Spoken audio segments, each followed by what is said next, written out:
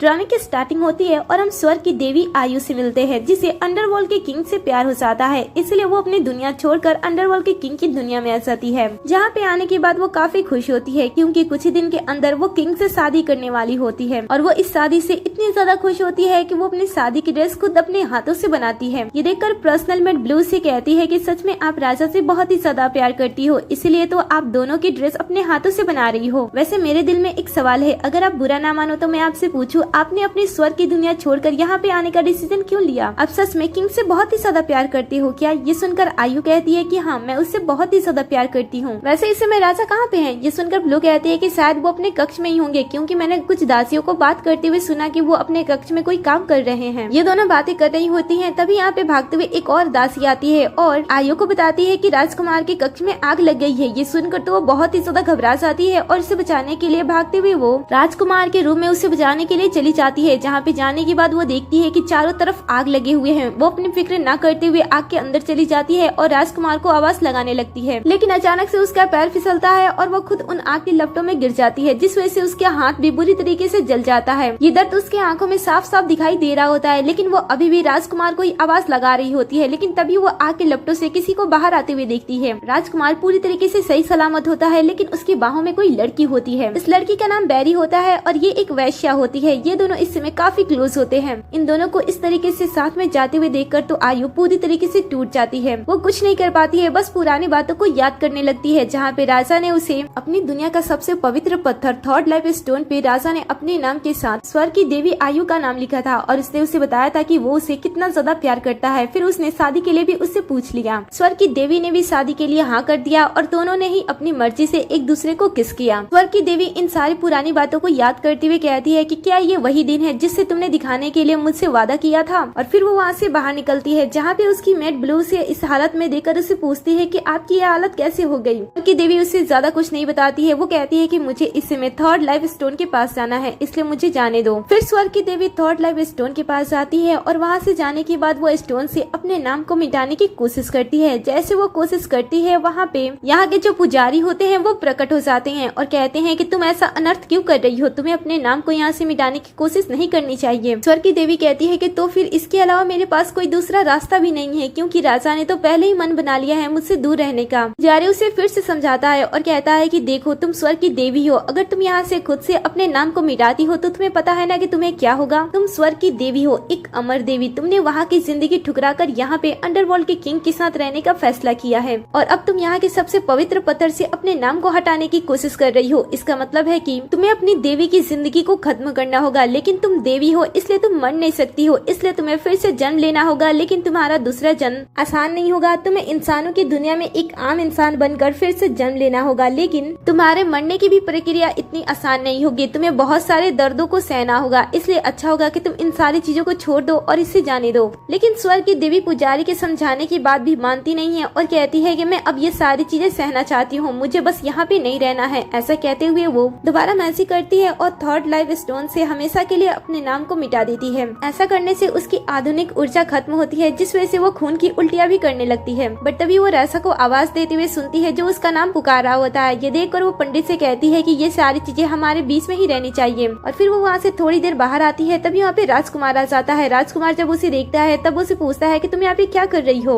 वो कहती है कि बस मैं ऐसे ही यहाँ पे आई थी, वैसे तुम मुझे क्यों ढूंढ रहे थे? ये सुनकर वो उसे कहता है कि मैंने सुना है कि मेरे कक्ष में आग लगी थी और मुझे ऐसा लगा कि तुम मुझे बचाने के लिए वहाँ पे जरूर जाओगी, इसलिए मैं तुम्हें देखने के लिए आया था। कहीं तुम्हें चोट तो नहीं लगी है ना? ये सुनकर वो उसे कहती है कि आखिर मैं तुम्हें बचाने के लिए वहाँ पे क्यों जाऊंगी? ये सुनकर राजा को अच्छा लगता है और वो स्वर्ग की देवी से कहता है कि कभी भी मुझे बचाने के लिए मुश्किलों के बीच में तुम मत चली जाना। इससे मुझे कुछ काम है तो मैं तुम्हें शाम में मिलता हूँ। ऐसा कहने के बाद वो उसके पास से चला जाता है। राजा के यहाँ से जाते ही पुजारी प्रकट हो जाता है और कहता है कि आखिर तुम इतना बड़ा डिसीजन क्यों ले रही हो? ये सुनकर वो उसे कहती है कि मैं आपको बस अभी बताती हूँ। और फिर वो अपने पास से एक बेल निकालती है और कहती है कि इसे मेरे राजा ने दिया था। उसने कहा था कि तुम जब चाहे इसका यूज करके मेरे बारे में पता लगा सकती हो कि मैं कहाँ पे हूँ। वैसे आज मैं इस बेल का पहली बार यूज कर रही हूँ। ऐसा कहने के बाद वो मैजिक करती है और जादुई आईना ओपन कर देती है, जिसमें वो राजकुमार को देख पा रही होती है। राजकुमार फिर से बैरी के पास आता है और दोनों फिर से एक दूसरे के साथ इंटीमेट होने लगते हैं। पुजारी जब ये सारी चीजें अपने नजरों से देखते हैं तब उनकी नजरें झुक जाती हैं और वो कहते हैं कि मैंने कभी नहीं सोचा था कि राजकुमार आपके साथ ये सारी चीजें कर सकते हैं। मुझे माफ कीजिए, मैंने आपको पहले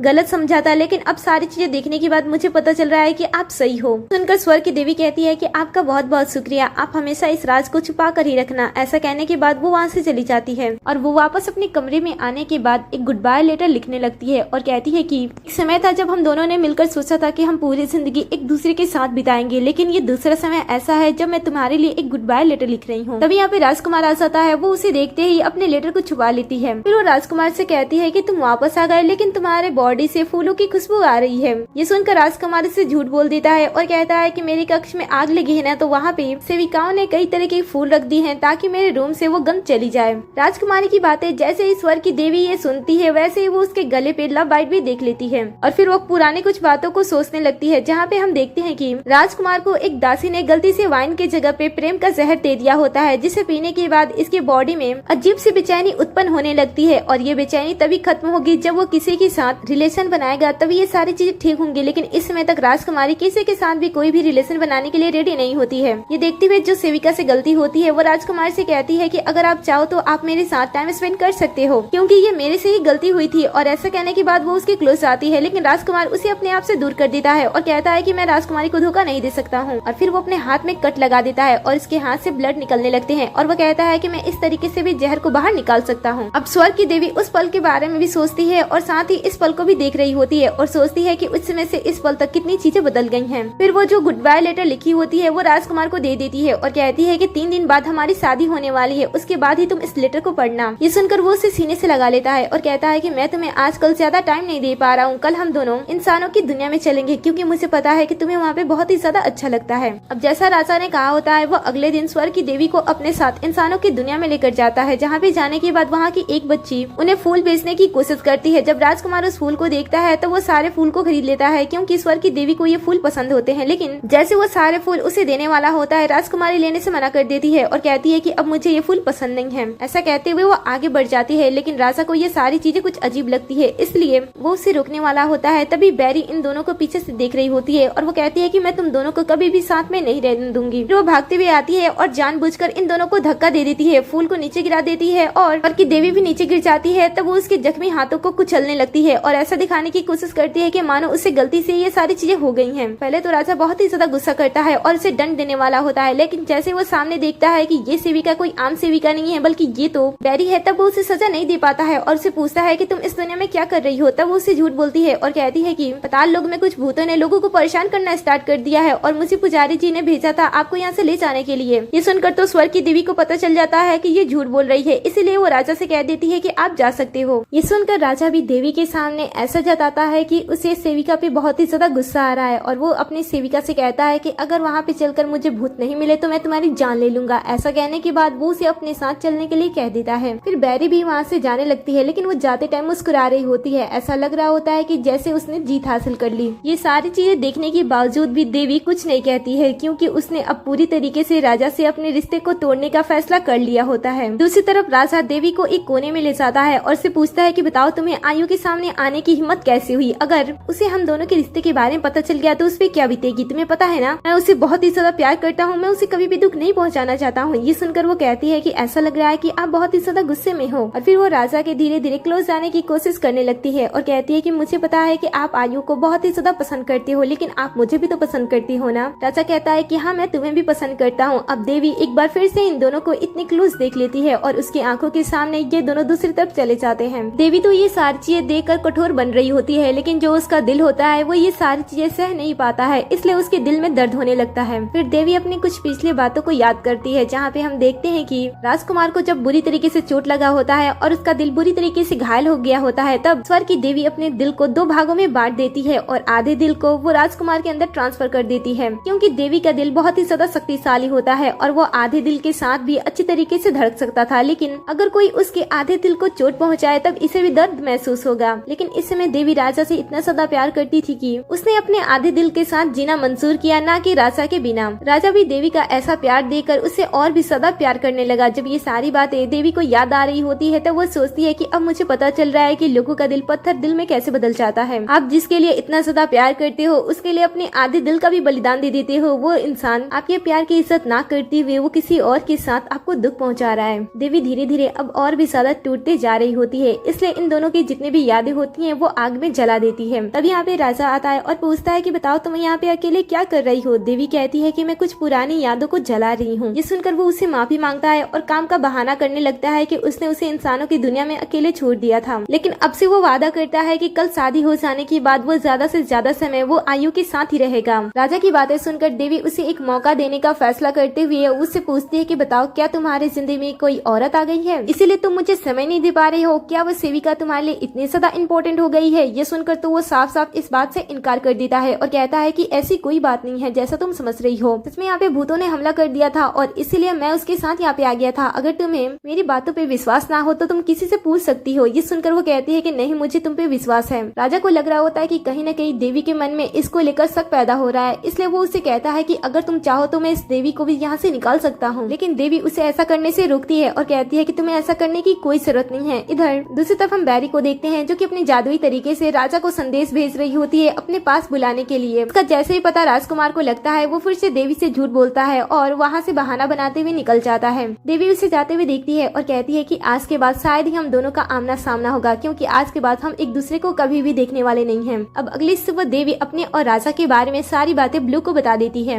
और वो ये भी बता देती है कि वो पुनर्जन्म लेने वाली है। ये सुनकर तो ब्लू काफी ज्यादा घबराती है और कहती है कि देवी आपको ऐसा नहीं करना चाहिए, अगर आप ऐसा करोगे तो हम सबको आप भूल जाओगे, प्लीज आप ऐसा मत करो, मैं आपकी तरफ राजा से बात करती हूँ। ब्लू देवी को समझाने की बहुत ही ज्यादा कोशिश करती है, लेकिन ब्लू को भी पता होता है कि राजा उसके साथ क्या कर रहा है, इसलिए वो उसे कन्विंस नहीं कर पाती है। तभी यहाँ पे बैरी जादुई तरीके से प्रकट होती है। इसमें बैरी ने देवी की शादी की ड्रेस पहनी होती है, जिसे देखकर ब्लू काफी ज्यादा गुस्सा करती है और कहती है कि तुमने देवी के कपड़े क्यों पहने हैं। तब ब्लू से झूठ बोलते हुए कहती है कि राजा चाहते थे कि मैं इस कपड़े को पहनूं, इसलिए मैंने इसे पहने हैं। तुम सबको पता है ना कि राजा जब भी बहुत ही ज्यादा वीक महसूस करते हैं तब वो मेरे पास आ जाते हैं, क्योंकि मैं उनके बिस्तर को गर्म करती हूँ ना। ऐसे ही बैरी बहुत ही अजीब अजीब सी बातें कर रही होती है, जिस वजह से इन दोनों को काफी ज्यादा परेशानी हो रही होती है। साथ ही वो देवी को नीचा दिखाने के लिए अपने लव बाइट को भी दिखाती है कि राजा उससे कितना ज्यादा प्यार करता है। लेकिन इन सारी चीजों से देवी को ज्यादा फर्क नहीं पड़ रहा होता है, क्योंकि उसने पहले ही राजा को छोड़ने का फैसला कर लिया होता है। फिर बैरी अपने पास से देवी की आधे दिल को निकालती है, जिसे देवी ने राजा की जान बचाने के लिए उससे दिया था। वो उस दिल को दिखाते हुए और उसे चोट पहुंचाते हुए इन दोनों की पर्सनल बातें देवी के सामने रखती है और कहती है कि राजा मुझसे बहुत ही ज्यादा प्यार करते हैं, इसीलिए तो कल रात उसने मुझे ये प्यारा सा तोहफा दे दिया। अब ये उसे और भी ज्यादा जला रही होती है, लेकिन तभी वो बाहर से आवाज सुनती है राजा बहुत ही जल्द शादी के लिए आ रहे हैं। ये सुनते ही वो वहाँ से गायब हो जाती है। लेकिन देवी, जिसके दिल में अब बिल्कुल भी राजा के लिए कोई भी जगह नहीं होती है, वो सोचती है कि राजा ने उसे बहुत ही ज्यादा दुख और दर्द दिए हैं, इसीलिए उसे भी उन सभी दुखों और दर्दों को फील करना होगा। दूसरी तरफ हम लॉर्ड ऑफ हेवन को देखते हैं, मतलब कि स्वर्ग के देव को। इनका नाम यैन होता है और ये बचपन से ही स्वर्ग की देवी मतलब आयु को बहुत ही ज्यादा पसंद करते थे। लेकिन जब उन्हें पता चला कि आयु किसी अंडरवर्ल्ड के राजा से प्यार करती है, तब यैन ने देवी के ऊपर कोई भी दबाव नहीं डाला। इनफैक्ट उसने ये भी नहीं बताया कि वो उसे कभी भी प्यार करता था। वो तो बस उसकी खुशियों में खुश रह गया, लेकिन वो हमेशा उसकी तस्वीर देखा करता था, क्योंकि उसे हमेशा ही देवी की याद आती थी। वो आज भी उसकी तस्वीर लेकर बैठा होता है, क्योंकि उसे पता होता है कि आज देवी अंडरवर्ल्ड के किंग के साथ शादी करने वाली है। दूसरी तरफ हम देवी को ब्लू के साथ देखते हैं, जो कि अंडरवर्ल्ड को छोड़ने का फैसला कर चुकी होती है और इस जगह को हमेशा हमेशा के लिए छोड़कर जा रही होती है। सामने से राजा भी दूल्हा बनकर आ रहा होता है। वो बहुत ही ज्यादा खुश होता है, उसने सारी चीजें देवी की पसंद की होती है, इसीलिए आसपास जितने भी लोग होते हैं वो राजा के बारे में बात कर रहे होते हैं और कहते हैं कि राजा सच में देवी से बहुत ही ज्यादा प्यार करते हैं, इसीलिए तो देवी के कहे मुताबिक वो सारी चीजें कर रहे हैं। राजा भी ये सारी चीज देखकर बहुत ही ज्यादा खुश होता है। लेकिन जब वो महल की तरफ बढ़ रहा होता है, तभी वो रास्ते में देवी को देखता है, लेकिन देवी ने अम्ब्रेला लिया होता है, क्योंकि स्नोफॉल हो रहा होता है, इसलिए राजा उसके चेहरे को देख नहीं पाता है और वहाँ से चला जाता है। लेकिन जब वो महल में आता है और देवी को ढूंढता है, तब देवी उसके कमरे में नहीं मिलती है। ये देखकर वो बहुत ही ज्यादा पैनिक हो जाता है और देवी को ढूंढने के लिए कह देता है। वो उस पल को याद करने लगता है जब वो देवी के पास से गुजरा था। वो समझ जाता है कि वही देवी होगी, लेकिन जो गार्ड होते हैं वो राजा को रोक देते हैं और कहते हैं कि हमने देवी को यहाँ से बाहर जाते हुए नहीं देखा है, ऐसा लग रहा है कि वो शादी के लिए अच्छी तरीके से रेडी हो रही हैं, इसलिए हमें उनका इंतजार करना चाहिए कि अभी भी शादी में समय है। ये सुनकर राजा अपने आप को दिलासा देता है और कहता है कि हाँ, वो तो मुझसे बहुत ही ज्यादा प्यार करती है ना, वो मुझे छोड़ के कभी नहीं जा सकती है, इसीलिए वो उसका इंतजार करने लगता है। लेकिन समय धीरे धीरे अब खत्म होने वाला था और शादी का समय भी खत्म हो जाता है, लेकिन राजा अभी भी खड़ा होता है। ये देखकर आसपास के जितने भी लोग होते हैं राजा को समझाने की कोशिश करते हैं और कहते हैं कि शायद ऐसा लग रहा है कि देवी यहाँ से चली गई है, लेकिन राजा इस बात को एक्सेप्ट करने रेडी नहीं होता है। लेकिन तभी भागते हुए एक सैनिक आता है और राजा को बताता है कि राजकुमारी को उन्होंने पुनर्जन्म के पहाड़ पे जाते हुए देखा है। ये देखकर तो वो बहुत ही ज्यादा घबरा जाता है और उसे ढूंढने के लिए उसकी तरफ भागता है। दूसरी तरफ हम देवी को देखते हैं, जो कि ब्लू के साथ उस पर्वत पे पहुंच जाती है और वहाँ पे जाने के के बाद वो ब्लू से कहती है कि अब तुम्हें मेरे साथ आगे नहीं बढ़ना चाहिए क्योंकि आगे का सफर मेरे अकेले का होने वाला है। ये सुनकर तो ब्लू वहाँ पे फूट फूट कर रोना स्टार्ट कर देती है और देवी को रोकने की कोशिश करती है और कहती है कि मैं राजा की तरफ से आपसे माफी मांगना चाहती हूँ, मैं उनके लिए अपने आप को सजा देना चाहती हूँ। प्लीज आप अपने आप को इस तरीके से डर ना पहुँचाएं, मैं आपको इस तरीके से चोट पहुँचते हुए और अपनी सभी यादों को खोते हुए नहीं देख सकती हूँ, प्लीज आप मेरे साथ वापस चलो। लेकिन देवी जाने से मना कर देती है और उसके बाद वो ना चाहते हुए भी ब्लू को चोट पहुँचाती है और फिर आगे बढ़ने लगती है। आगे बढ़ने पे वो जादुई घेरे को पार करती है और धीरे धीरे पर्वत की और ऊंचाई पे चढ़ने लगती है। और जैसे वो पहाड़ की चोटी से नदी में कूदने का फैसला करती है तभी वहाँ पे राजा आ जाता है। राजा उसे रोकने की कोशिश करता है लेकिन वो जादुई घेरे को पार नहीं कर पाता है, इसलिए वो उस जादुई घेरे को तोड़ने की पूरी कोशिश करता है जिसमें उसकी भी हालत खराब हो जाती है। लेकिन जब वो जादुई घेरे को तोड़ देता है तब देवी पहाड़ से सीधा पानी के अंदर कूद जाती है। देखकर वो उसे बचाने के लिए आगे बढ़ता है लेकिन फिर भी वो उसे बचा नहीं पाता है। फिर वो इस बड़े से सदमे को बर्दाश्त नहीं कर पाता है और ब्लू से कहता है कि बताओ अभी अभी जो यहाँ से कूदा वो कौन था। ये सुनकर वो कहती है कि वो हमारी देवी थी। ये सुनकर भी राजा इस बात को एक्सेप्ट करने से मना कर देता है और कहता है कि तुम झूठ बोल रही हो, जल्दी से मुझे सच बताओ। वो मेरी आज रानी बनने वाली थी तो आखिर तुम बताओ कि वो पुनर्जन्म के रास्ते को क्यों चूज कर सकती है।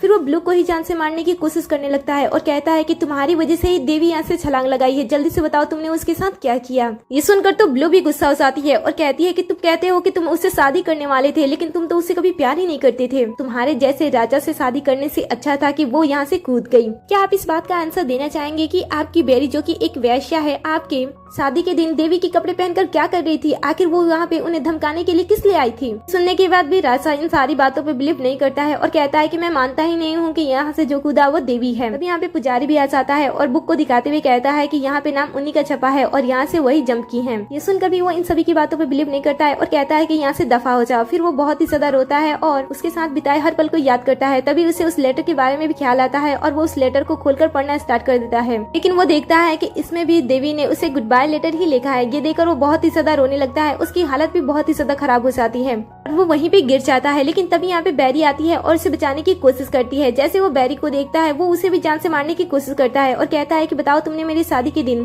देवी के कपड़े क्यों पहने थे, क्या तुम मुझसे शादी करना चाहती हो। ये सुनकर वो कहती है कि हाँ, क्योंकि मैं तुमसे प्यार करती हूँ। ये सुनकर वो कहता है कि ऐसा नहीं हो सकता है क्योंकि तुम मेरे लिए बस एक खिलौने के समान हो और तुम अपने आप को देवी के बराबर कैसे रख सकती हो। मैं उससे प्यार करता हूँ और मैं तुम्हें एक खिलौने की तरह यूज करता हूँ। मैं उसे वापस से ढूंढ कर लाऊंगा, इसलिए तुम उसकी जगह को लेने के बारे में सोचना भी मत। ऐसा कहते कहते वो बेहोश हो जाता है लेकिन बैरी उसे नहीं छोड़ती है, वो उसे सहारा देती है और वहाँ से लेकर चली जाती है। दूसरी तरफ हम स्वर्ग की देवी को देखते हैं जो कि पहाड़ से सीधा नीचे गिर रही होती है। जब वो नीचे गिर रही होती है तब काफी सारी टूटी हुई कांचें भी गिर रही होती हैं, जिस वजह से देवी को काफी जगहों पे चोट भी लग जाता है। वो पहाड़ से गिरते टाइम अपने पूरे जीवन काल के बारे में याद करती है, जहाँ पे वो बताती है कि देवी स्वर्ग की देवी थी और उसके माता पिता पानी के देवता थे और आगे चल के देवी को हेवन की ही एक परी बनना था। देवी की जिंदगी सुकून भरी थी क्योंकि वहाँ पे उसका एक अच्छा खासा मित्र भी था जो कि लॉर्ड ऑफ हेवन था। यैन के साथ उसे बहुत ही ज्यादा अच्छा लगता था, दोनों एक साथ काफी अच्छा टाइम स्पेंड करते थे और यैन देवी का गुरु भी था। वो उसे काफी सारी चीजें भी सिखाया करता था, लेकिन जब भी देवी को यहाँ पे मन नहीं लगता था तब वो यैन के साथ पृथ्वी लोक पे चली जाया करती थी। इसी तरीके से एक बार जब वो इंसानों की दुनिया में घूमने के लिए आती है, वहाँ पे उसका आमना सामना अंडरवर्ल्ड के किंग से हो जाता है, जहाँ पे वो पहली नजर में उससे प्यार कर बैठती है। वो दोनों एक दूसरे के साथ कसम खा लेते हैं कि वो लाखों सालों तक एक दूसरे के साथ रहेंगे। लेकिन शादी के एक दिन पहले ही राजा ने उसे बहुत ही बुरी तरीके से धोखा दे दिया, इसीलिए अब उसे अपनी जिंदगी बर्बाद करनी पड़ रही है। देवी आगे कहती है कि वैसे तो इसकी जिंदगी बहुत ही ज्यादा सुकून भरी थी, लेकिन राजा से मिलने के बाद उसकी पूरी जिंदगी तबाह हो गई, इसीलिए दोबारा जिंदगी मिलने के बावजूद भी वो राजा को कभी भी देखना नहीं चाहेगी। आगे हम लॉर्ड ऑफ हेवन यैन को देखते हैं जो कि आराम से बैठा होता है, लेकिन तभी उसे अचानक से अजीब से मौसम के बदलाव की वजह से देवी के बारे में उससे पता चल जाता है। इसीलिए वो देवी को बचाने की पूरी कोशिश करने लगता है और अपनी आध्यात्मिक ऊर्जा का यूज करने लगता है। ये देखकर उसका सेवक उसे रोकने की कोशिश करता है और कहता है कि माना कि आप लॉर्ड ऑफ हेवन हो, लेकिन आपको भी कुछ चीजों में इन्वॉल्व नहीं होना चाहिए, इससे आपको भी परेशानी हो सकती है। लेकिन यैन अपने सेवक की बातों को नजरअंदाज करते हुए वो देवी की जान बचाने लगता है, क्योंकि वो देवी से सबसे ज्यादा प्यार करता था। इसीलिए वो देवी के लिए कुछ भी कर बैठने को तैयार था, यहाँ तक कि अपनी आत्मिक ऊर्जा हमेशा भी उसे ठीक करने के लिए वो रेडी था और शायद इसका प्यार देवी के लिए सच में बहुत ही ज्यादा सच्चा होता है, इसीलिए वो देवी को बचा लेता है। लेकिन देवी इसमें बहुत ही ज्यादा वीक हो गई होती है, उसने अपनी पूरी शक्तियाँ खो देती है इस पुनर्जन्म के पहाड़ के ऊपर से गिरने की वजह से। लेकिन वो देवी होती है, इसलिए सारी शक्तियाँ खत्म हो जाने के बाद भी अभी भी उसके पास कुछ शक्तियाँ होती है। जब देवी यान को देखती है तब वो कहती है कि मैं मरने से पहले सच में तुम्हें एक बार देखना चाहती थी। ऐसा कहते हुए बेहोश हो जाती है, लेकिन यान उसके पास आता है, उसे संभालता है। फिर वो अपने आप से कहता है कि मैंने सोचा था कि तुम उसके साथ बहुत ही ज्यादा खुश हो, इसीलिए मैंने तुम्हारी खुशी के लिए तुम्हें जाने दिया था, लेकिन तुम्हारी हालत को देखकर मुझे ऐसा लग रहा है कि वहाँ पे तुम बिल्कुल भी खुश नहीं थी। अब मैं तुम्हें कभी भी यहाँ से जाने नहीं दूंगा, मैं तुम्हें हमेशा अपने पास रखूंगा। अब से किसी की भी हिम्मत नहीं होगी जो तुम्हें मुझसे लेकर जाए। दूसरी तरफ राजा को भी होश आ जाता है। ये देखकर बैरी काफी ज्यादा खुश होती है, लेकिन जैसे ही राजा होश में आता है वो बैरी को सजा देने लगता है, क्योंकि उससे स्वर्ग की देवी की मेड ब्लू की बातें याद आने लगती है कि किस तरीके से उसने शादी के दिन देवी की शादी वाले कपड़े पहने थे। इसलिए वो बहुत ही ज्यादा गुस्सा हो जाता है और उसे सजा देते हुए उसे पूछता है कि बताओ तुम्हारी इतनी ज्यादा हिम्मत कैसे हो गई कि तुमने मेरी देवी के कपड़े चुरा कर उसे पहनने की कोशिश की। ये सुनकर वो कहती है कि मुझे माफ कर दो, लेकिन राजा इस समय बहुत ही ज्यादा गुस्से में होता है। वो बैरी की किसी भी बातों को नहीं सुनता है, वो उसे बहुत ही बुरी तरीके से ट्रीट करने लगता है। देखकर बैरी उसे जिंदगी की भीख मांगने लगती है और कहती है कि मुझे माफ कर दो, लेकिन राजा उसे माफ नहीं करता है और कहता है कि मैं तुम्हें इतनी आसानी से जाने नहीं दूंगा, मैं तुम्हें मरने की इजाजत नहीं देता हूँ, मैं तुम्हें तब तक तरपाऊंगा जब तक तुम्हें मेरे दर्द का एहसास न हो जाए। तुम्हें पता है कि मैं सबसे ज्यादा आयु से प्यार करता था और मैं तुम्हें एक खिलौने की तरह यूज करता था, लेकिन तुमने बीच में आकर मेरा सारा का सारा प्लान खराब कर दिया। राजा की हालत तो ऐसी होती है, लेकिन दूसरी तरफ हम यान को देखते हैं जो कि देवी को बहुत ही अच्छी तरीके से ट्रीट कर रहा होता है। वो देवी के जख्मों पे ऐसे मरहम लगा रहा होता है जैसे कि उन जख्मों से स्वयं उसे ही दर्द हो रहा हो। आयु की जब आंखें खुलती है और जब वो यान को इस तरीके से देखती है तब वो कुछ नहीं कह पाती है। यान तो उसे होश में देखकर काफी खुश होता है, लेकिन उसके बाद वो उसे कहता है कि मैंने देखा है कि तुम्हारा आधा दिल तुम्हारे पास नहीं है और तुम्हारे पास ऐसे चोटें हैं, लगता है कि तुम्हारे साथ बहुत ही ज्यादा गलत हुआ है। क्या उसने तुम्हें धोखा दिया है? ये सुनकर आयु कहती है कि मैंने तो कभी भी ऐसे पर्सन को नहीं देखा है जो कि दूसरों को धोखा ना देता हो। फिर वो उन सभी बातों को सोचने लगती है कि उसके हाथों पे ये जख्म कहाँ से आए हैं, उसने अपने आधे दिल के साथ क्या किया। लेकिन वो इन सारी चीजों के बारे में यान को कुछ भी नहीं बताता है, लेकिन यान को फिर भी कुछ न कुछ इसके ऊपर डाउट हो जाता है। वो देवी से कहता है कि आज के बाद तुम कभी भी उस दुनिया में नहीं जाओगी, तुम्हें अब से यहीं पे रहना होगा और अच्छी तरीके से पूरी तरीके से ठीक होना होगा, क्योंकि तुमने उस पहाड़ से गिरने की गलती तो कर दी है जिस वजह से तुम इतनी ज्यादा घायल हो गई हो, और तुमने पुनर्जन्म का भी फैसला कर लिया था, लेकिन बीच में मैंने तुम्हारी जान बचाई थी इसलिए तुम ठीक हो, लेकिन अभी तक तुम्हारी शक्तियाँ तुम्हारे पास वापस नहीं आई होंगी। ये सुनकर वो उसे कहती है कि आखिर तुम्हें मेरी जान बचाने की क्या जरूरत थी, तुम हेवेंस के अगेंस्ट जाकर तुमने मेरी जान बचाई है, इसीलिए तुम्हारी शक्ति भी खत्म हो गई है और ये मैं साफ साफ तुम्हारे बालों को देखकर समझ सकती हूँ। सुनकर यान कहता है कि शायद ये इसलिए है क्योंकि तुमने भी कई बार मेरी मदद की थी। फ्लैशबैक में हम देखते हैं कि जब ये दोनों छोटे होते हैं तब यान को हेवन में रहने वाले काफी सारे बच्चे परेशान करते थे, क्योंकि यान के पिता एक गॉड तो थे लेकिन उनकी माँ गॉड नहीं थी, जिस वजह से काफी सारे लोग इन्हें बिल्कुल भी पसंद नहीं करते थे। लेकिन उस समय देवी किसी भी चीज की परवाह किए बिना उसके पास आती है और उसे बाकी लोगों से बचाती थी और उसे अपना अच्छा दोस्त भी बनाया। पे यान का सेवक भी आ जाता है और वो बताने वाला होता है कि वो आयु को कितना ज्यादा पसंद करता है, लेकिन यान उसे बीच में ही रोक देता है। वो उसके हाथ से जड़ी बूटी लेता है और उसे भेज देता है। फिर वो उसे पीने के लिए देवी को देता है और कहता है कि इससे तुम्हारी आत्मिक ऊर्जा वापस आने में मदद होगी। तभी आयु को बाहर से फायरवर्क का आवाज आता है, जिसे सुनकर वो स्माइल करने लगती है, क्योंकि आयु को फायरवर्क बहुत ही ज्यादा पसंद थे, इसीलिए यान ने इसके लिए सारी चीजें ऑर्गेनाइज भी की होती हैं। दूसरी तरफ हम राजा को देखते हैं जो कि अभी भी इस बात को एक्सेप्ट नहीं कर रहा होता है कि देवी उसे छोड़कर चली गई है, इसीलिए वो इस भ्रम में रहना स्टार्ट कर देता है कि देवी उसके पास ही है और अपनी दासियों के ऊपर प्रेशर करने लगता है कि वो देवी जैसा रेडी होकर उसके पास आए। लेकिन जब दासियां देवी जैसे कपड़े पहनकर भी उसके सामने आती हैं तब भी वो उसे देवी जैसी दिखाई नहीं देती हैं, इसीलिए वो और भी ज्यादा गुस्सा हो जाता है और चीख चीख के कहने लगता है कि मेरी देवी को मेरे पास लेकर आओ। जैसे ही वैसा कहता है सामने से देवी उसकी तरफ आने लगती है। वो उसके पास आती है तब वो उसे अपने तरफ खींच लेता है और अपने बाहों में बैठाते हुए उसे कहता है कि तुम मुझे कभी भी छोड़ के नहीं जा सकती हो। ये सुनकर देवी भी कहती है कि मैं तुम्हें कभी भी छोड़ के नहीं जाने वाली हूँ, क्योंकि मैं तुमसे सबसे ज्यादा प्यार करती हूँ। फिर राजा उसे किस करने लगता है और उसके क्लोज जाने लगता है, लेकिन थोड़ी ही देर बाद उसे एहसास होता है कि ये देवी नहीं है। फिर जब वो उसका नशा उतारता है और ध्यान से वो देवी को देखता है, उसे पता चलता है कि ये देवी नहीं है, ये तो बैरी है। वो उसे अपने आप से दूर कर देता है और देवी को ढूंढने के लिए जाने लगता है, लेकिन बैरी उसे रोकती है और उसे बताती है कि वो उसे कितना ज्यादा प्यार करती है, लेकिन राजा के दिल में उसके लिए कोई भी जगह नहीं थी, तो सिर्फ देवी से प्यार करता था, इसलिए वो बैरी को इग्नोर करने लगता है। बैरी उसे बताती है कि वो उसे बहुत ही ज्यादा प्यार करती है और वो हमेशा से उसे पसंद करती थी। इस देवी को वो ढूंढने के लिए जा रहा है, वो देवी तो अब तक मर चुकी होगी, इसलिए उसे ढूंढा ना जाए। ये सुनकर वो कहता है कि हाँ वो मर गई होगी, लेकिन उसका दूसरा जन्म भी तो हुआ होगा, वो इंसानों की दुनिया में जरूर जन्म ली होगी। होगी। ऐसा सोचते हुए वो इंसानों की दुनिया में चला जाता है, जहाँ पे जाने के बाद वो लोगों से देवी के बारे में पूछने लगता है। को भी देवी के बारे में पता नहीं होता है, इसलिए सब लोग उसे पागल कह रहे होते हैं। ये देखकर एक औरत उसके पास आती है और उसे कहती है कि लगता है कि तुम अपने किसी चाहने वाले को ढूंढ रहे हो। अगर तुम्हें उसे ढूंढना है तो यहाँ पे हमारे गॉड है, तुम उनके सामने प्रे कर सकते हो। अब ये सुनकर राजा एक सेकंड भी नहीं गवाता है। वो एक बार भी नहीं सोचता है कि वो अंडरवर्ल्ड का किंग है। वो दुनिया के गॉड के सामने झुक जाता है और देवी के लिए प्रे करने लगता है कि उसे उसकी देवी मिल जाए। इससे देवी की आवाज आती है और वो अपनी तरफ देवी को देखता है। ये देखकर वो उसके पास आता है, लेकिन ये भी उसका भ्रम होता है क्योंकि देवी उसके पास से ही गायब हो जाती है। वो पूरी तरीके से पागलों की तरह बिहेव कर रहा होता है और सिर्फ देवी को ढूंढ रहा होता है। और ये सारी चीज देखकर बैरी को बहुत ही ज्यादा दुख पहुंचता है क्योंकि वो राजा से सच्चा प्यार करती थी, इसीलिए वो भी उसके पीछे पीछे जाने लगती है। समय बीतता है और राजा अपने दर्द को भुलाने के लिए और भी ज्यादा ड्रिंक करने लगता है, जिस वजह से वो हर समय नशे में ही रहता है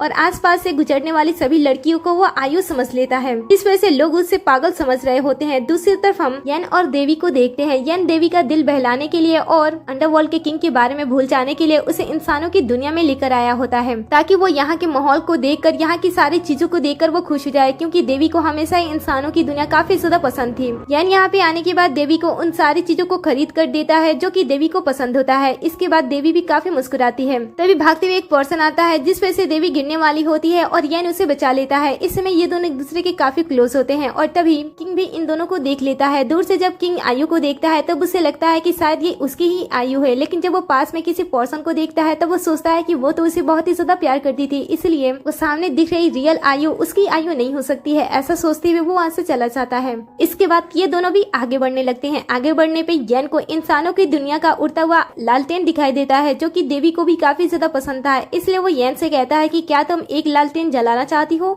इससे इच्छाएं पूरी होती है। ये सुनकर वो कहती है कि हाँ। इसके बाद येन जाकर उड़ती हुई लालटेन लाता है और आयु अपनी विश मांगती है कि आगे की जिंदगी उसकी खुशहाल भरी हो, और येन कहता है कि मैं चाहता हूँ कि हमेशा आयु खुश रहे। इसके बाद लालटेन को हवा में छोड़ दिया जाता है। इसके बाद येन देवी के क्लोज आने की कोशिश करता है। फिर जैसे वो उसे किस करने वाला होता है, देवी उसे अवॉइड कर देती है और कहती है कि वहाँ पे कुछ अलग दिखाई दे रहा है, चलो हम वहाँ पे चलते हैं। ऐसा कहते हुए वो आगे बढ़ जाती है, लेकिन येन को देवी की कोई भी बातें बुरी नहीं लगती है और वो भी उसके पीछे पीछे जाने लगता है। आगे जाने पे वो देखते हैं कि इंसानी दुनिया के लोग देवी देवता की कहानी के बारे में बात कर रहे होते हैं और कहानी सुना रहे होते हैं, जिनकी कहानियां सुनकर ये लोग भी रुक जाते हैं और इनकी कहानियां सुनने लगते हैं। राजा भी यहीं पे होता है और इनकी कहानियां सुन रहा होता है, क्योंकि कहानियां देवी देवता के ऊपर होती है। सबको कहानी अच्छी लग रही होती है, लेकिन कहानी लास्ट में जाते जाते कुछ राजा की कहानी की जैसे ही हो जाता है, जिस वजह से राजा बहुत ही ज्यादा गुस्सा हो जाता है और जो पर्सन कहानी सुना रहा होता है वो उससे बहस करने लगता है। ये देखकर पर्सन भी उस पर गुस्सा करने लगता है और कहता है कि मैं यहाँ पे बातों को मिलाकर आप लोगों को नहीं बता रहा हूँ, जो किताब में छपा हुआ है वही मैं आप सबको सुना रहा हूँ। अगर आपको ये कहानी बुरी लग रही है तो अच्छा होगा कि आप यहाँ से चले जाएं। लेकिन राजा यहाँ से जाता नहीं है, वो और भी ज्यादा गुस्सा करता है और मेज को पलट देता है। उसके बाद वो उस पर्सन के कॉलर को भी पकड़ लेता है और उसे धमकाने लगता है इस कहानी को आगे सुनाने के लिए। ये सारी चीज देवी और येन भी देख रहे होते हैं। जब देवी अंडरवर्ल्ड के किंग को यहाँ पे देखती है तो वो येन को इसके बारे में बता देती है। येन कहता है कि क्या तुम मुझसे मिलना चाहती हो, लेकिन वो जाने से मना कर देती है और कहती है कि मैंने अतीत की बातों को अतीत में ही छोड़ दिया है, इसलिए हमें यहाँ से जाना चाहिए। फिर ये दोनों भी यहाँ से जाने लगते हैं और राजा भी उस पर्सन को धमकाने के बाद पीछे पलटता है, लेकिन जैसे वो पीछे पलटता है वो इन दोनों को जाते हुए देख लेता है और वो आयु को भी पहचान लेता है। फिर वो भागते हुए जाता है और देवी के हाथों को पकड़ लेता है और कहता है कि क्या तुम सच में जीवित हो? मैं तुम्हें काफी समय से ढूंढ रहा था। आयु इसके हाथ से अपना हाथ छुड़ाती है और कहती है कि महाराज आपसे मिलकर अच्छा लगा। ये सुनकर वो हैरान हो जाता है और कहता है कि क्या तुम्हें मैं याद हूँ? अगर मैं तुम्हें याद हूँ तो तुम वापस क्यों नहीं आई? अगर वो कहती है कि हमारे बीच में सारी चीजें खत्म हो गई हैं, अब मुझे जाने दीजिए। ऐसा कहने के बाद वो वहाँ से जाने लगती है और येन उसके कंधे पे हाथ रख देता है। ये देखकर तो वो गुस्सा हो जाता है और उन दोनों को फिर से रोकता है और कहता है कि क्या तुम एक सिर्फ शादी के ड्रेस की वजह से इतने ज्यादा गुस्सा हो कि तुम मुझे छोड़ रही हो? मुझे पता है कि उसने तुम्हारी शादी की ड्रेस पहनकर बहुत ही ज्यादा गलत किया था, लेकिन मैं वापस जाने के बाद उसे सजा दूंगा, तुम मेरे साथ चलो। लेकिन तुम तो हमारे बीच में की गई सारी चीजों को ठीक करने की बजाय किसी और पुरुष के साथ घूम रही हो और उसे अपने आप को छूने की इजाजत दे रही हो। क्या तुम दोनों ने नया रिश्ता बना लिया है? ये सुनकर तो उसे काफी ज्यादा दुख होता है। ये देखकर येन उसे कहता है कि देखो मैं तुम्हारे बारे में ज्यादा नहीं जानता हूँ, लेकिन तुम्हारे लिए अच्छा होगा कि तुम इसे चोट ना पहुंचाओ, क्योंकि इसके पुराने जख्म अभी पूरी तरीके से ठीक नहीं हुए हैं। नहीं तो अगर तुम इसे चोट पहुंचाने की कोशिश करोगी तो मैं एक बार भी नहीं सोचूंगा कि तुम इसके पहले क्या लगते थे। मैं तुम्हें पूरी तरीके से खत्म कर दूंगा। आयु कहती है कि अब हमारे बीच में सारी चीजें खत्म हो गई है, इसलिए अच्छा होगा कि अब हम दोनों अजनबी बन जाए। ऐसा कहने के बाद वो फिर से जाने की कोशिश करती है, लेकिन वो उसका हाथ पकड़ लेता है। इधर येन भी आयु का हाथ पकड़ लेता है। ये देखकर वो येन से थोड़ी देर के लिए समय मांगती है और राजा से बात करती है और कहती है कि तुम्हें क्या लगता है कि सिर्फ एक शादी की ड्रेस के लिए मैं तुम्हें छोड़कर वहाँ से यहाँ आ गई हूँ? तुमने एक बार नहीं, दो बार नहीं, बल्कि कई बार मुझे धोखा दिया है, इसीलिए मैं तुम्हें छोड़कर यहाँ पे आई हूँ। हूँ। ये सुनकर राजा उसे फिर से मनाने की कोशिश करता है और कहता है कि पुरानी बातों को जाने दो, तुम मेरे साथ चलो। लेकिन देवी उसके साथ जाने से एक बार फिर से मना करती है और कहती है कि तुम हमेशा उसके साथ रहते थे और मुझे धोखा दिया करते थे। ये सुनकर वो कहता है कि जैसा तुम समझ रही हो ऐसा बिल्कुल भी नहीं है। उसके पास मैं तब जाता था जब मैं बोर हो जाता था, वो मेरे लिए सिर्फ एक खिलौने जैसी है। ये सुनकर वो कहती है कि क्या तुम एक औरत को खिलौनों की तरह यूज करते हो जो कि तुमसे बहुत ही ज्यादा प्यार करती हो और तुम चाहते हो कि मैं तुम्हारे साथ रहूं। ये सुनकर राजा कहता है कि ये कोई बड़ी बात नहीं है, बहुत से राजा अपने पास लड़कियों को रखते हैं। ये सुनकर वो कहती है कि ठीक है, मैं इस बात को जाने देती हूँ, लेकिन जो बातें हम दोनों के बीच में हुई थी, जो जिंदगी मैंने बचाने के लिए अपने आधे दिल को कुर्बान किया था, वो दिल कहाँ पे? ये सुनकर वो कहता है कि मैं अभी तुम्हारे दिल को वापस करता हूँ। ऐसे कहने के बाद वो मैसेज करता है, लेकिन वो देखता है कि देवी का आधा दिल तो उसके पास ही नहीं है। ये देखकर वो कहती है कि तुम्हें पता भी नहीं चला कब उसने तुम्हारे पास है मेरे दिल को चुरा लिया। तुम्हारे लिए तो वो बस एक खिलौना है, लेकिन मेरा दिल जो कि मैंने तुम्हारी जान बचाने के लिए तुम्हें दिया था वो उसके पास है। खिलौनों के पास कब से इतनी ज्यादा इंपॉर्टेंट चीज आने लगी, मुझे इसके बारे में जरा बताओ तो तुम। इतना सब कुछ होने के बाद भी राजा अभी भी अपने आप को सही साबित करने की कोशिश कर रहा होता और ऐसा दिखाने की कोशिश कर रहा होता है कि आज तक उसने जो कुछ भी किया है वो कोई बड़ी बात नहीं है, जिसे देखकर तो देवी को बहुत ही ज्यादा गुस्सा आता है। वो उसे कहती है कि आखिर तुम मुझे किस किस बात की सफाई दोगे, तुम अपने कितने गुनाहों को मुझसे छुपाने की कोशिश करोगे। कई बार तो मैंने तुम्हारे गुनाहों को सामने से ही देख रखा है। मैं तुम्हें उस आग के लपटों से बचाने के लिए तुम्हारे कक्ष में भी गई थी, लेकिन मैंने वहाँ पे जो देखा वो मैंने अपनी आंखों से देखा था। उसके बाद भी मैंने तुम्हें मौका दिया था, लेकिन तुम फिर से मुझसे झूठ बोले और फिर से तुम उसके पास गए। इन सारी बातों को जाने दो, तुमने तो मुझे इस बात से भी झूठ बोला है कि तुम मुझसे बहुत ही ज्यादा प्यार करते हो। तुमने कहा था कि तुम अपनी आत्मिक ऊर्जा से मेरे लिए एक प्यार का पेड़ लगाओगे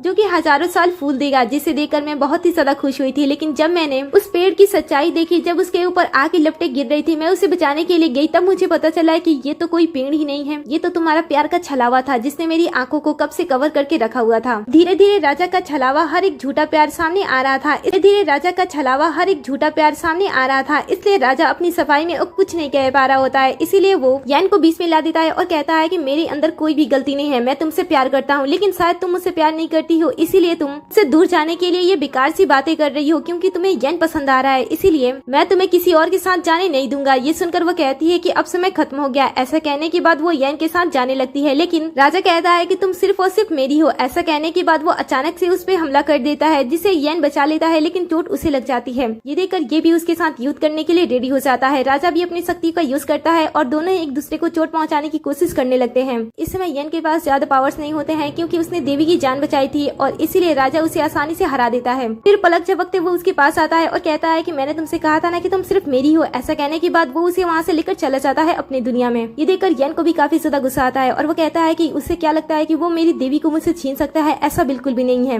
मेरी देवी चाहती थी उसके साथ रहना, इसीलिए मैंने उसे जाने दिया था, लेकिन अब ऐसा दोबारा नहीं होगा। दूसरी तरफ हम देवी को देखते हैं, जैसे उसकी आंखें खुलती है वो अपने आप को अंडरवर्ल्ड की दुनिया में देखती है और देखती है कि उसके हाथों और पैरों में जंजीरें बंधी हुई है, जिससे वो बाहर निकलने की कोशिश करती है और अपने मैजिक का यूज करती है, लेकिन वो बेड़ियों को तोड़ नहीं पाती है। और तभी यहाँ पे किंग भी आ जाता है। वो उसे कहता है कि तुम इन्हें आसानी से नहीं तोड़ सकती हो, मुझे पता था कि तुम यहाँ से भागने की कोशिश करोगी, इसलिए मैंने स्ट्रॉन्ग जादू अप्लाई किया है। मुझे पता है कि मैंने तुम्हारे साथ बहुत ही ज्यादा गलत किया है और मैंने सच में गलती की है, इसीलिए मैं तुमसे मौका चाहता हूँ और मैं तुमसे चाहता हूँ कि तुम मुझे थोड़ा सा मौका दो, ताकि मैं अपनी सभी गलतियों को खत्म कर दूं और फिर से तुम्हारे साथ एक नई जिंदगी की शुरुआत करूं। लेकिन देवी उसके साथ रहने से साफ साफ मना कर देती है। ये देखकर वो गुस्सा होता है और उसके साथ फोर्सफुली उसे किस करने की कोशिश करने लगता है, जो कि देवी को बिल्कुल पसंद नहीं आता है। वो उसे अपने आप से दूर करने की कोशिश करने लगती है, लेकिन राजा मानता नहीं है। इसीलिए देवी अपने बाल के हेयर पिन को निकालती है और इसे अपने गले पे रख देती है और कहती है कि अगर तुम मेरे क्लोज भी आए तो इससे मैं अपने जान ले लूंगी। ये देखकर राजा रुक जाता है, क्योंकि वो कभी भी देवी को अपनी आंखों के सामने मरते हुए नहीं देख सकता था, इसीलिए वो वहाँ से जाने लगता है। लेकिन जाते टाइम वो काफी गुस्से में होता है, इसलिए वो अपने सैनिकों से कहता है कि यहाँ पे आकर निगरानी रखो, कोई भी यहाँ से भागकर जाना नहीं चाहिए। जैसे वो वहाँ से जाता है तभी यहाँ पे बैरी भी ऐसा आती है, जिसने देवी के पुराने कपड़े पहने होते हैं। वो यहाँ पे आती है और कहती है कि बार बार तुम्हें देखकर मेरा दिमाग खराब हो जाता है। जब उस टाइम तुम यहाँ से गई थी मुझे ऐसा लगा था कि मैं तुम्हारा चेहरा कभी नहीं देखूंगी, लेकिन देखो तुम्हारा चेहरा मुझे फिर से देखना पड़ रहा है। वैसे अब तुम्हारी जगह मेरी हो चुकी है, इसीलिए ये कपड़े मैंने पहने हैं। तो तुम्हें कैसा लग रहा है ये सारी चीजें? देवी ये सारी चीजें देखने के बाद भी कोई भी रिएक्ट नहीं करती है। ये देखकर बैरी को काफी गुस्सा आता है और वो उसके चेहरे को टच करते हुए कहती है कि यही वो चेहरा है जिस वजह से राजा मुझसे दूर हो जाता है, क्यों ना मैं आज ही इस चेहरे को खत्म कर दूं। ऐसा कहने के बाद वो जैसे ही मैजिक करके देवी को चोट पहुंचाने वाली होती है, यहाँ पे राजा आ जाता है और उसे चोट पहुंचाने से रोक देता है। फिर वो बैरी को पनिश करता है और कहता है कि तुम हमेशा ही देवी को परेशान करने के लिए चली जाती हो, मैंने तुमसे कहा है ना कि तुम्हें इसके आसपास भी नहीं आना है। वैसे देवी की जो चीज तुम्हारे पास है तुम उसे लौटा दो। ये सुनकर वो कहती है कि महाराज मुझे कुछ भी समझ में नहीं आ रहा, आप क्या कह रहे हो? ये सुनकर वो कहता है कि ठीक ठीक है मैं खुद ही ले लेता हूँ। ऐसा कहने के बाद वो मैजिक करता है और उसके पास से छुपाया हुआ देवी का आधा दिल उसे छीन लेता है और कहता है कि बताओ ये तुम्हारे पास क्या कर रहा था। वो कहती है कि मैंने इसे इसलिए अपने पास रखा था ताकि आप मुझे छोड़े नहीं। ये देखकर वो उसे और भी ज्यादा चोट पहुंचाने लगता है और कहता है कि मैंने तुमसे कहा है ना कि यहाँ पे इसलिए रखा हूँ ताकि मैं तुम्हें तड़पता हुआ देख सकूं। ये सुनकर वो कहती है कि आखिर तुम मेरे साथ ऐसा क्यों कर रहे हो। जब उसे बहुत ही बुरी तरीके से ट्रीट कर रहा होता है। ये देखकर बैरी से कहती है कि आखिर तुम मुझे मार ही क्यों नहीं देती हो। तुम्हें पता है कि मैं तुम्हारे बच्चे की माँ बनने वाली हूँ, लेकिन फिर भी तुम इस देवी के पीछे पड़े रहते हो। ये सुनकर वो कहता है कि तुम्हें कोई भी हक नहीं है कि तुम मेरे बच्चे को जन्म दो। मेरे बच्चे को सिर्फ और सिर्फ देवी ही जन्म दे सकती है। ये देखकर वो कहती है कि तो फिर तुम मुझे मार डालो। ये देखकर वो कहता है कि मैंने तुम्हें पहले बताया कि मैं तुम्हें मारूंगा नहीं, मैं तुम्हें तड़पा तड़पा कर जीवित रखूंगा। ऐसा कहने के बाद वो अपने गार्ड को बुलाता है और उसे वहाँ से लेकर जाने के लिए कह देता है। फिर वो देवी से कहता है कि देखो मैंने तुम्हारा बदला उससे ले लिया है और तुम्हारे आधे दिल को भी उससे छीन लिया है। अब बताओ क्या मैं तुमसे प्यार नहीं करता हूँ? मैं तुमसे बहुत ही ज्यादा प्यार करता हूँ। क्या तुम मुझे एक मौका नहीं दे सकती हो? अपनी पुरानी किसी भी गलतियों को नहीं दोहराऊंगा और इसे यहाँ से बहुत ही ज्यादा दूर भेज दूंगा। मैं तुम्हें कभी भी धोखा नहीं दूंगा। क्या तुम मुझसे शादी करोगी? और फिर वो जादुई तरीके से शादी के कपड़े भी उसके सामने रख देता है और कहता है कि क्या तुम मेरे साथ अपनी पूरी जिंदगी बिताना चाहोगे? ये सुनकर वो उसे कहती है कि तुम अपनी शादी बैरी के साथ क्यों नहीं कर लेते हो? वो तो तुमसे बहुत ही ज्यादा प्यार करती है और वो तुम्हारे बच्चे की भी माँ बनने वाली है। लेकिन ये सुनकर वो साफ साफ मना कर देता है और कहता है कि मैं उससे शादी नहीं करने वाला हूँ क्योंकि वो एक सिर्फ और सिर्फ वैश्या है। ये सुनकर वो उसे कहती है कि जब तुम उसके साथ रिलेशनशिप बना रहे थे तब तुम्हें पता नहीं था कि वो एक वैश्या है। मैं उसके साथ इस तरीके से गलत नहीं करनी चाहिए, तुम्हें उसके साथ ही शादी करनी चाहिए। लेकिन राजा इसकी बातों को नहीं मानता है और कहता है कि तुम्हें समझाने के लिए नहीं कह रहा हूँ, मैं तुम्हें इतना बता रहा हूँ कि तुम्हें मुझसे शादी करनी होगी। तुम चाहो या फिर ना चाहो तुम्हारी शादी तो मुझसे ही होगी। ऐसा कहने के बाद उसे शादी के ड्रेस देते हुए वहाँ से चला जाता है। दूसरी तरफ हम यन को देखते हैं जो कि देवी को बचाने के लिए अंडरवर्ल्ड पे हमला करने के लिए अपने सैनिकों को रेडी करने के लिए कहता है, लेकिन सैनिक उल्टा उसे रोकने की कोशिश करने लगते हैं और कहते हैं कि आपको वहाँ पे नहीं जाना चाहिए। ये देखकर यन उन पे ही हमला कर देता है और कहता है कि मैं अपनी देवी को बचाने के लिए कुछ भी कर सकता हूँ। आगे हम देवी को देखते हैं। देवी के पास एक नौकरानी आती है जो कि शादी के ड्रेस लेकर खड़ी होती है और कहती है कि देवी आप जल्दी से रेडी हो जाओ। ये सुनकर वो कहती है कि ठीक है और फिर वो अनबुझकर अपनी चाय उस कपड़े पे गिरा देती है और कहती है कि जल्दी से जाओ, इसे बदल कर लाओ। ये सुनकर वो कहती है कि मैं ऐसा नहीं कर सकती हूँ, अगर मैं यहाँ से आपको छोड़कर जाती हूँ तो महाराज मुझे जान से मार डालेंगे। ये सुनकर वो कहती है कि मैं पता है ना कुछ ही देर बाद मेरी शादी तुम्हारे महाराज के साथ होने वाली है, तो उससे शादी करने के बाद मैं यहाँ की महारानी बन जाऊंगी। तो क्या तुम मेरे आदेश का पालन न करके तुम मेरा इंसल्ट कर रही हो? अगर ऐसी बात है तो महारानी बनने के बाद सबसे पहले मैं तुम्हें ही दंड दूंगी। ये सुनकर वो डर जाती है और कहती है कि मैं अभी बदल कर लेकर आती हूँ। फिर वो बाहर जाती है और कपड़े को दूसरे गार्ड को देकर वापस से अंदर आती है। जब वो अंदर आती है तब वो देखती है कि देवी तो नहीं है, लेकिन देवी छुपकर उस पर अटैक करती है और उसे बेहोश कर देती है। जब वो बेहोश हो जाती है तब उसके पास से वो चाबी निकालती है और अपने आप को आजाद कर लेती है। दूसरी तरफ हम बैरी को कारागार में देखते हैं। तभी यहाँ पे देवी आती है। बैरी जैसे ही देवी को देखती है वो उसे कहती है कि क्या तुम मुझे मजाक उड़ाने के लिए यहाँ पे आई हो? देवी कहती है कि क्या तुम बचना चाहती हो? ये सुनकर बैरी कहती है कि मैं किससे बचना चाहती हूँ, मैं उसे प्यार करती हूँ, मैं ऐसे भागना बिल्कुल भी नहीं चाहती हूँ। ये सुनकर वो कहती है कि ठीक है, तो क्या तुम मेरे साथ एक समझौता करना चाहती हो? वैसे मुझे पता है कि तुम मुझसे बहुत ही ज्यादा नफरत करती हो, लेकिन मैं तुम्हें तुम्हारे प्यार से मिला सकती हूँ, मैं तुम्हारी शादी राजा से करा सकती हूँ। ये सुनकर वो कहती है कि वैसे तो मैं तुमसे बहुत ही ज्यादा नफरत करती हूँ, लेकिन अगर तुम मेरे प्यार को मुझसे मिला दो तो मैं तुम्हें छोड़ दूंगी और तुम्हें जाने दूंगी। ये सुनकर देवी कहती है बंदी तुम हो और मुझे छोड़ने की बात कर रही हो। अगले सीन में हम देवी और राजा को देखते हैं जो कि अपनी शादी के लिए रेडी होकर बैठे होते हैं। यहाँ पे राजा उसे कहता है कि आज हमारी शादी कराने के लिए कोई नहीं आएगा, हमारी शादी को हमें स्वयं ही करना होगा। वैसे क्या तुम इस शादी से खुश हो? ये सुनकर वो कहती है कि मैं ज्यादा खुश होती जब तुम मेरी बेड़ियां खोल देते। ये सुनकर वो कहता है कि अभी नहीं, जब शादी पूरी हो जाएगी तब मैं इस बेड़ियों से तुम्हें आजाद कर दूंगा। इतना कहने के बाद वो आगे होकर नीचे बैठता है और उसके बाद शादी की कसमें खाना स्टार्ट कर देता है। फिर वो शादी का जाम तैयार करता है और देवी को पीने के लिए देता है। पहले तो देवी मना करती है लेकिन फोर्सफुली वो उसे पिला ही देता है और कहता है कि अब से तुम मेरी पत्नी हुई। ये सुनकर देवी कहती है कि सच में क्या अब से मैं तुम्हारी पत्नी हुई? मैं तुम्हें एक उपहार देना चाहूंगी। ऐसा कहने के बाद वो उसके दिल में खंजर घोप देती है और कहती है कि ये उपहार कैसा लगा, और फिर वो जोर जोर से हंसने लगती है। हमें पता चलता है कि ये बैरी है जिसने देवी की शक्ति की वजह से देवी का रूप ले लिया होता है। जैसे बैरी ने जहर लगे चाकू से राजा पे हमला किया वैसे ही देवी सामने आ जाती है। देवी को देखते ही वो उसके पास आता है और कहता है कि ये सब क्या हो गया, क्या तुमने मुझे धोखा दिया? ये सुनकर वो कहती है कि मैंने तुम्हें धोखा नहीं दिया, बल्कि जो तुमसे प्यार करता था मैंने उसे बस एक मौका दिया था। राजा कहता है कि मैंने तो सोचा था कि हमारे बीच में सारी चीजें खत्म हो गई हैं और फिर से हम दोनों एक हो गए हैं। ये सुनकर देवी कहती है कि ये तुम्हारी सोच थी ना कि मेरी। ऐसा कहते हुए वो वहाँ से जाने लगती है लेकिन वो उसका हाथ पकड़ लेता है और तभी यहाँ पे यन आ जाता है सभी सैनिकों को मारते हुए। फिर वो देवी के पास आता है और कहता है कि क्या तुम ठीक हो? देवी उसे पूरी तरीके से सही सलामत दिखाई देती है। इसके बाद वो देवी को को अपने साथ लेकर जाने लगता है और कहता है कि हम सभी के सभी पास्ट अब खत्म हो चुके हैं और अब हमारा भविष्य है, इसीलिए अब हम दोनों को जाने दो। ऐसा कहने के बाद वो वहाँ से उसे लेकर चला जाता है।